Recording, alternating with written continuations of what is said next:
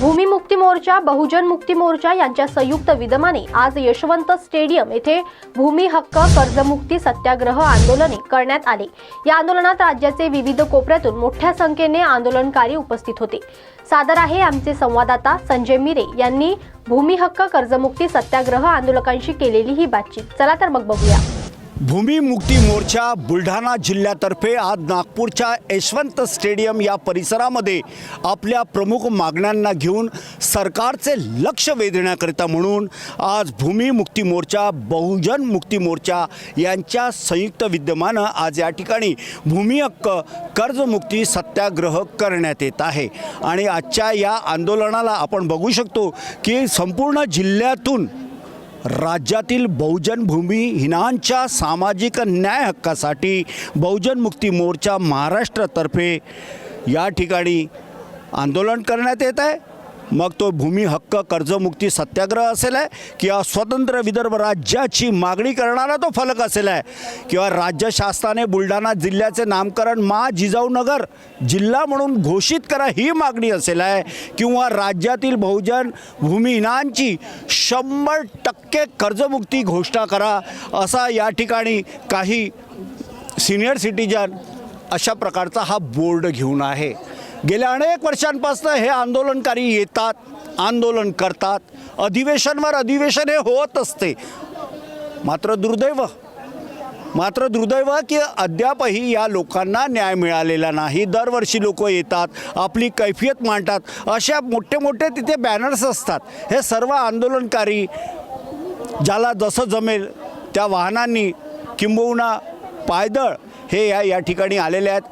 काहींनी तर जेवण पण केलेलं नाही। जेव्हा आम्ही त्यांच्याशी बातचीत केली, कारण विचारलं तर त्यांनी सांगितलं की सरकारचं फक्त लक्ष वेधायचं आहे। सरकार करते काय? सरकारने अजून यांना न्याय नाही दिलेला आहे। याच यशवंत स्टेडियमच्या परिसरातून हे संपूर्ण महाराष्ट्राच्या विविध कानाकोपऱ्यात असणारे हे जे पीडित नागरिक आहे, आंदोलनकारी आहे, हे आपल्या न्याय हक्कासाठी आज या ठिकाणी आलेले आहेत। आणि या ठिकाणी बहुसंख्य मोठ्या संख्येमध्ये हे सर्व लोक आले आहेत। चला आपण काही या ठिकाणी मान्यवर आहेत त्यांच्याशी बातचीत करूया। सर, मला हे सांगा, तुम्ही कुठून आले, काय तुमच्या मागण्या, काय म्हणाल?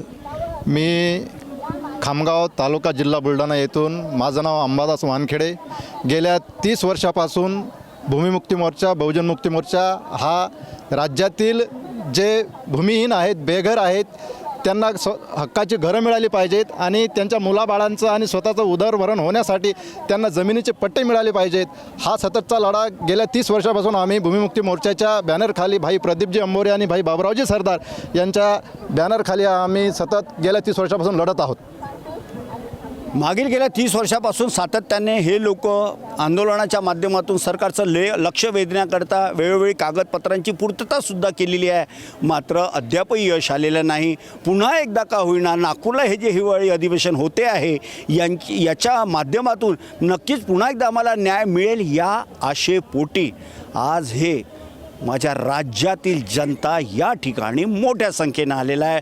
मात्र अद्यापही कुणी इथे मंत्री किंवा प्रशासकीय अधिकारी, मग ते प्रधान सचिव असेल विधिमंडळाचे, हे कोणी आलेलं नाही, कोणी दखल घेतलेली नाही। याचं दुःखसुद्धा या लोकांना आहे। सर, आज मला सांगा, तुम्ही त्या ठिकाणी सरकारला आपल्या मागण्या मान्य करण्याकरता म्हणून हे सगळे आंदोलनं करतात आहे, उपाशी तापाशी लोक एका शब्दावर तुमच्या आलेले आहे, सर्वात मोठं काय बुलढाण्याचं जे तुम्ही भूमिहीनांचं 100% कर्जमुक्ती घोषणा करा, म्हणजे नेमकी काय करा? गेल्या 25-30 वर्षापासून हा जो सामाजिक न्यायाचा लढा ज्या गोरगरीब लोकांनी महाराष्ट्रातल्या बुलढाणा जिल्हाच नव्हे तर विदर्भ, मराठवाडा, खानदेश आणि महाराष्ट्रातील तमाम बहुजन भूमिहीन, मुस्लिम, आदिवासी लोकांनी सरकारच्या जमिनीवर अतिक्रमण केलेलं आहे। आणि ते अतिक्रमण करून गेल्या सातत्यानं 25-30 वर्षापासून महाराष्ट्रभर आम्ही विधान परिषद मुंबई असो का विधान भवन हिवाळी अधिवेशन नागपूर असो, सातत्यानं गेल्या 25 ते 30 वर्षापासून हे आंदोलन जारी ठेवलेलं आहे। म्हणजे या आंदोलनामध्ये खूप मोठा दम आहे आणि महाराष्ट्रातल्या बऱ्याच लोकांनी सरकारी जमिनीवर अतिक्रमण केलेलं आहे. 90चा GR या ठिकाणी सरकारने काढला होता. 91चं परिपत्रक होतं आणि त्या परिपत्रकानुसार अद्यापर्यंत शासनाने पाहिजे अशी दखल घेतलेली नाही. बरेचसे प्रश्न प्रलंबित आहेत आणि ते वाटप अजून सरकारी जमीन पट्ट्याच्या रूपात म्हणजे एकच नारा 7/12 म्हणून लोकांना 7/12 पात्र असूनही ते या ठिकाणी देण्यात आलेले नाहीत. आज या ठिकाणचे लोक आले कुठून आलेले आहे? जळगाव, खान्देश, बुलढाणा, अकोला, औरंगाबाद, जालना आणि विदर्भातल्या बऱ्याच नागपूरसुद्धा या ठिकाणी लोक आलेले आहेत. राधाकृष्ण विखे पाटील जे मंत्री आहेत ते सरसुद्धा यावेळेला हा कार्यक्रम आपला नीट बघतात आहे. काय त्यांना सांगाल? राधाकृष्ण विखे पाटलांची पावसाळी अधिवेशनामध्ये आमची चर्चा झाली आणि राधाकृष्ण विखे पाटलांनी आम्हाला वेळ दिला. त्यांनी सांगितलं की बा सातत्यानं ही जमीन जी तुम्ही पेरलेली आहे, तुमच्या लोकांनी जमीन पेरलेली आहे, ते उद्ध्वस्तीकरण होणार नाही आणि ते उद्ध्वस्तीकरण त्यांनी काही केलं नाही. पुढचा कालावधी त्यांनी वाढवून घेतला. परंतु आमचे जे प्रलंबित मागण्या आहेत त्या मागण्यावर कुठलीच पूर्तता आजपर्यंत त्यांनी केलेली नाही. फक्त आश्वासन दिलं, चर्चा केली, बाकी पूर्तता केली नाही. चर्चा केली सरकारने पण अजूनही पूर्तता केली नाही. आता ही पूर्तता केव्हा करेल हे तर ते मायबाप सरकारच समजतील.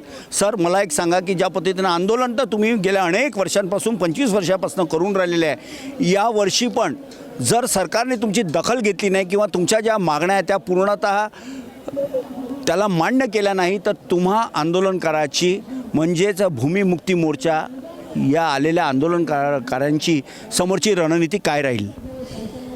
गेल्या 25-30 वर्षापासूनच्या या लढ्यामध्ये भूमिमुक्ती मोर्चाला अंशतः यश मिळालेलंच आहे. 1991च्या शासन निर्णयाप्रमाणे राज्यातील 84,000 लोकांना जमिनीच्या पट्ट्याचं वाटप झालं आणि अनेक शेकडो एकर जमीन वनजमीन जी आहे त्याबाबतही हजारो लोकांना वनजमिनीचे पट्टे वाटपाचं यश हे संघटनेला मिळालेलं आहे. पण सरकारचे निर्णय होते, केंद्र सरकारचा निर्णय होता वनजमीन देण्याचा, राज्य सरकारचा महसूल जमीन देण्याचा निर्णय होता. परंतु जे पात्र असणाऱ्या लोकांनाही राज्य शासनानं अनेकांना बेकायदेशीरित्या अपात्र ठरून जे अपात्र ठरलेले लोक होते अशा 30 वर्षापासूनच्या लोकांच्यासाठी सातत्यानं लढा सुरू आहे. सर, मला सांगा, तुमच्या लढ्याला जर यश नाही आलं, सरकारने तुमच्या सर्व मागण्या जर केराच्या टोपलीत टाकल्या, लक्षच दिलं नाही, समोरची काय रणनीती राहील हा माझा प्रश्न आहे. आमचं सरकारला सांगणं आहे की शेतकऱ्यांची आत्महत्याची दखल सरकार घेतं. भूमिनांच्या अकोला जिल्ह्याच्या महुबाई राठोडीनं आत्महत्या केली, सरकारनं दखल घेतली नाही. रंगराव पवार याने अकोल्याच्या शेतीच्या पट्ट्यासाठी आत्मदान केलं, सरकारनं दखल घेतली नाही. जळगाव खान्देशच्या प्रल्हाद वानखेडे नावाच्या माणसानं वनजमिनीसाठी आत्महत्या केली, सरकारनं दखल घेतली नाही. एकीकडे आमच्या खामगाव तालुक्यातल्या विलास तिडके नावाच्या माणसानं जागेच्या पट्ट्यासाठी आत्महत्या केली, सरकारनं दखल घेतली नाही. जेव्हा की सरकारचे कायदे होते परंतु त्या कायद्याची प्रभावी अंमलबजावणी न केल्यामुळं या आमच्या अतिक्रमणधारकांना शहीद व्हावं लागलं. म्हणून सरकार एकीकडे शेतकऱ्यांच्या प्रति त्यांचे लोकप्रतिनिधी विधानसभेत बोलतात म्हणून त्यांची दखल घेतं आणि भूमिनांच्या मतावर निवडून जाणारे लोकप्रतिनिधी विधानसभेमध्ये कोणी त्या ठिकाणी आवाज उचलत नाही.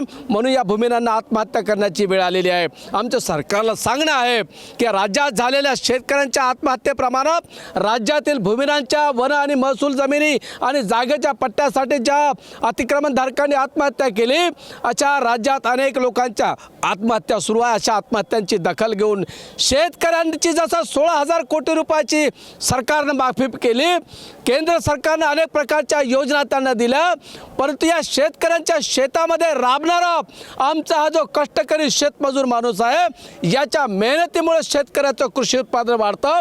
म्हणून शेतकऱ्यांचं सरकार जर त्यांना विविध त्यांचा कर्जमुक्ती, त्यांचा विविध सोयी सवलती देत असेल तर त्याच्या शेतामध्ये त्याच्या शेतीचं उत्पादन वाढवणाऱ्या आमच्या शेतमजूर माणसाकडे असलेलं अल्पसं जे विविध महामंडळाची कर्ज आहेत, विविध बचत गटाच्या छोट्या बँकेची कर्ज आहेत, अशा लोकांची कर्जमुक्ती झाली पाहिजे. ही सरकारच्या वतीनं सुरू असलेली ही सामाजिक विषमतेचा प्रकार आहे. शेतकरी आणि भूमिनांमध्ये भेद करून त्यांच्या जमिनीचे पट्टे कायदे असून दिले नाही, त्यांच्या जागेचे पट्टे कायदे असून दिलेले नाही आणि त्यांचे कष्ट करणारे सरकारच्या प्रती, देशाच्या प्रती स्वाभिमान बाळगणं असलेल्या भूमिरांच्या प्रती त्यांच्याकडे असलेलं अजूनपर्यंत कर्जमुक्त केलेलं नाही. हा राज्यातील सरकारचा विषमतावादी धोरण आहे. हे सरकारचं विषमतावादी धोरण आहे असं यांचं म्हणणं आहे. सरकारचं विषमतावादी धोरण आहे असं यांचं म्हणणं आहे. आणि जेव्हा आम्ही यांच्याशी बातचीत केली तर त्यांनी सांगितले की जिल्हा वन हक्क समितीने अपात्र ठरविलेल्या 459 दावे राज्य शासनाकडे अद्यापही प्रलंबित आहे. 459 दावे राज्य सरकारकडे अद्यापही प्रलंबित आहे जिल्हा वन हक्क समितीचे. यावर वन जमीनचे जे दावे आहे, जे पट्टे आहे, ते मंजूर करण्यात यावे अशी यांची मागणी आहे. मात्र सरकार मायबापाचं लक्ष नाही. पण सरकारचं लक्ष आपल्याकडे वेधण्याकरता म्हणून आज ह्या दुरून हे सर्व लोक आलेले आहेत. आपण बघू शकतो या ठिकाणी सर्व लोक जे आलेले आहेत यांना कधी न्याय मिळणार हे मात्र बघणं फार गरजेचं आहे. मात्र एक गोष्ट तर आहे की नागपूर या ठिकाणी जे अधिवेशन होतं त्या ठिकाणी अधिवेशन हे कुठेतरी, मग ते शेतमजूर असेल, विद्यार्थी असेल, डॉक्टर असेल, पोलीस असेल किंवा सर्व सामाजिक कार्यकर्ते असेल, जे आंदोलन करतात त्यांना न्याय द्यायलाच पाहिजे. कारण संविधानामध्ये तरतूद आहे. पण संविधानाच्या या तरतुदीवर पालन कितपत प्रशासन करतं हे सुद्धा बघणं तेवढंच गरजेचं आहे. एक मात्र खरी की लोक येतात नागपूरच्या हिवाळी अधिवेशनामध्ये, टाहो फोडतात, आक्रोश करतात, रडतात. काही इथे काहींचं आरोग्यसुद्धा बिघडलेलं असतं. अशा वेळेला सरकारने त्यांच्याकडे लक्ष द्यावं आणि मागण्या लवकरात लवकर पूर्ण कराव्यात. हीच काय ती माफक अशी मागणी यांनी सरकारला केलेली आहे. सरकार मायबाप केव्हा लक्ष देतं हे तर सरकार आणि बाकीचे नागरिकच जाणतील. मात्र देशाला स्वातंत्र्य प्राप्तीहून 75 वर्षाचा जो कार्यकाळ झाला आहे आणि आज या स्वातंत्र्य झालेल्या लोकांना, हे शेतमजुरांना फार दुरून आलेले आहे. हे लोक, त्यांचे चेहरे बघा आणि त्यांच्यावर जे पैसे असतात त्याचा तकादा लोक लावतात. सरकारने जर मायबाप सरकारने जर आशीर्वाद दिला किंवा यांचे कामं जर केले ना तर खऱ्या अर्थानं आज हे देशाचे खरे मालक आहेत. या राज्याचे मालक हे लोक आहेत. आणि ज्यांना मालकी म्हणून जिथे विधानसभेत अधिवेशन मंडळामध्ये जे कामकाज केलं जातं ते लोक सेवक आहेत. मात्र आज सेवक मालक झाले आहे आणि मालक सेवक झालेले आहे. तेव्हा कुठेतरी सेवकांनी मालकांकडे लक्ष द्यावं. जर मालक खुश राहिला तर सेवक खुश राहील. कारण येत्या समोरच विधानसभा लोकसभा निवडणूक पण आहे. यांना न्याय द्यावा, यांना न्याय द्यावा. एवढीच काय, महाराष्ट्राच्या या तमाम शेतमजूर शेतकऱ्यांची समस्या आहे ती पूर्णपणे लवकरात लवकर करावी अशी मागणी या आंदोलनाच्या माध्यमातून करण्यात आलेली आहे. नागपूरच्या यशवंत स्टेडियम परिसरातून कॅमेरा पर्सन विशालसह संजय मिरक, कारा न्यूज, नागपूर.